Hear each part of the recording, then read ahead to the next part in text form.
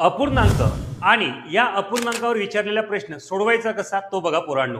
आता 1/30 plus 1/42 plus 1/56 plus 1/72 plus 1/90 बरोबर किती. आता तुम्हाला प्रश्न पडला ना सर छेद तर मोठे आहे सारखे पण नाही तर सोडवायचे कसे. तर बघा काय करायचं पोरांनो, छेदामधला जो पहिला अंक दिसतो नाही का 1/30 मध्ये हा जो 30 आहे याचे फॅक्टर पाडायचे 5 × 30 होते आणि जो लास्ट मध्ये आहे याचे काय करायचे सुद्धा फॅक्टर पाडायचे 9 किती करायचे पोरांनो 90. येते लक्षात. आता फक्त एवढंच काम करा, हे 1/5 म्हणजे इथे आपल्याला 1/5 घ्यायचंय, तसाच इकडे शेवटमध्ये 1/10 मायनस काय करायचं पोरांनो 1/10.